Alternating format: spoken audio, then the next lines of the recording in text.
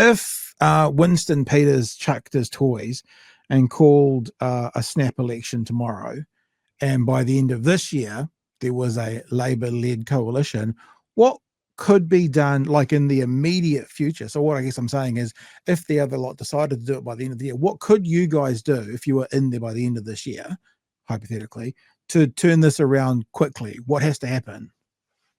It'd be that government investment in those infrastructure projects. So, for example, the government cut back on the housing with Kāinga Ora. In my local area of Mana, in particular Porirua, they've cancelled hundreds of housing jobs straight away. If you turn that tap back on, those construction workers can start working.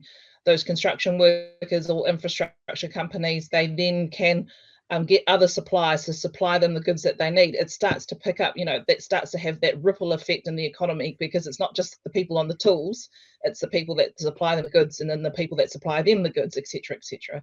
So that would be a really quick thing to help jumpstart, is to basically make sure that those infrastructure projects are underway. Could we turn that tap back on? I mean, when you've lost 18,000 tradies, would there be the people now here to turn those taps back on? And that's a really good question, because we've lost 18,000 construction sector roles, right?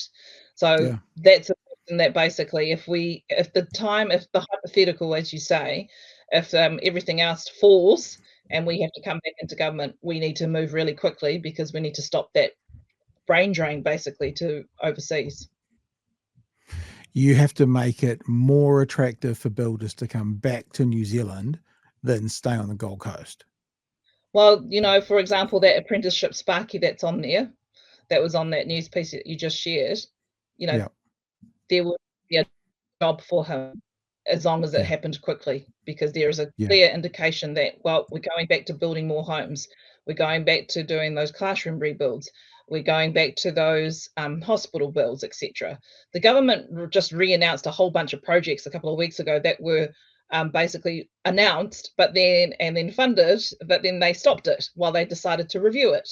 So it's a vicious cycle, but that's why, when it comes to infrastructure, why we've taken the position that when we come in, that we're going to honour the contracts as much as possible, because we know that's what leads to losing workers. And we're the Labour Party, Labour and work just go hand in hand. So it's why it's so important that we take that careful step when we come back in.